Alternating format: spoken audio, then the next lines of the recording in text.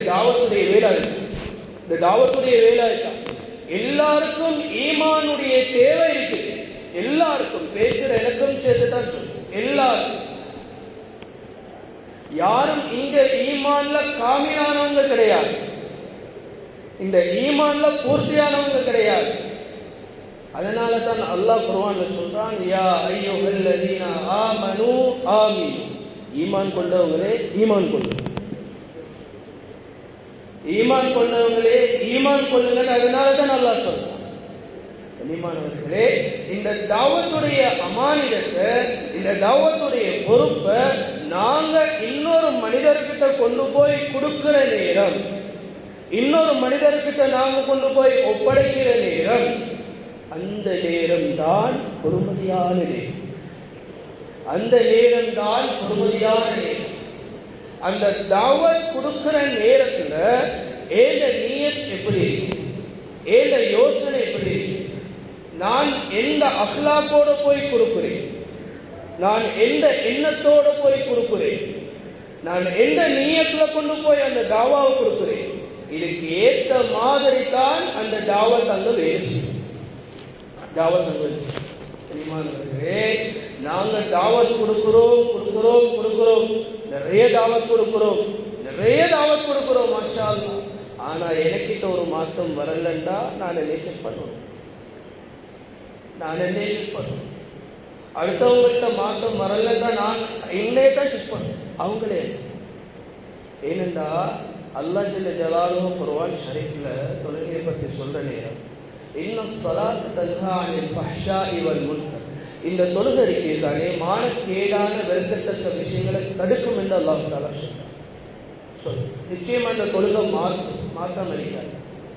ஹபீபுனா ஸல்லல்லாஹு அலைஹி வஸல்லம் அவங்கள்ட்ட ஒருத்தர் வந்து கேட்கிறாங்க, யா ரசூலல்லாஹ், ஒருத்தர் தொழுகிறார் ஆனா அளவெடுக்கிறார், இவருடைய நிலப்பாடு. அவங்க என்ன பதில், எல்லாரும் சரியா பேசுறாங்க, என்ன பதில் சொன்னாங்க, அவருடைய தொழுகை அவரே மாற்றிடுவோம், அவருடைய தொழுகை மாற்றிடுவோம்.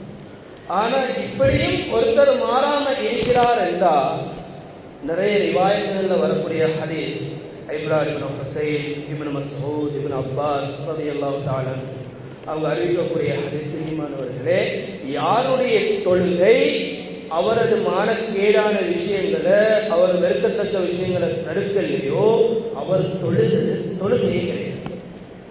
அவர் தொழுகாதான் ஆசாங்க காட்டுறதுக்காக, அடுத்தாக்களை காட்டுறதுக்காக, நான் தொழுகிறேன் என்று காட்டுறதுக்காக தொழுவார். அதே மாதிரி கண்ணியமானவர்களே, நாங்கள் தாவத்துடைய வேலையில, தாவத்துடைய பொறுப்பை, தாவத்துடைய அமானியத்தை நாங்கள் சுமந்து கொண்டு போறோம்.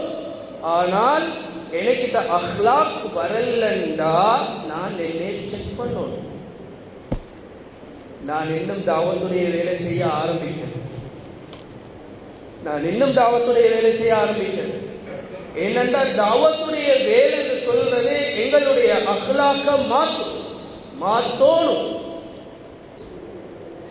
அதுதான் ஆகப்பெரிய தாய், அசல் தாய் ஹபீபுனா ஸல்லல்லாஹு அலைஹி வஸல்லம் அவங்களுடைய தன்மை. அவங்கள விடவும் தாவத் கொடுத்தாக இருக்கிறாங்களா? யாருமே யாருக்கும் சொல்லலாது. நான் ஹபீபுனா ஸல்லல்லாஹு அலைஹி வஸல்லம் அவங்கள மாதிரி ஃபிக்ருல்லாஹ்கள் யார் சரி இருக்கிறாங்களா? அவங்கள மாதிரி உம்மத்தை பற்றி கவலைப்பட்டவங்க யார் சரி இருக்கிறாங்களா? அவங்கள மாதிரி உம்மத்தோடு இறக்கமானவங்க யார் சரி இருக்கிறாங்களா? ஆனா அந்த ஹபீபுனா ஸல்லல்லாஹு அலைஹி வஸல்லம் அவங்க யாரையுமே நோய்ச்சது கிடையாது. அவ்வளவு பெரிய தாய், யாரையும் நோவடிச்சது கிடையாது. கண்ணியமானவர்களே, இந்த தன்மை எனக்கிட்ட வரலண்டா நான் இன்னும் அசலான முறையில தாவத் கொடுக்கலன்னு தான், நான் இன்னும் தாவத் கொடுக்க சடங்கு மாதிரி செஞ்சு கொண்டு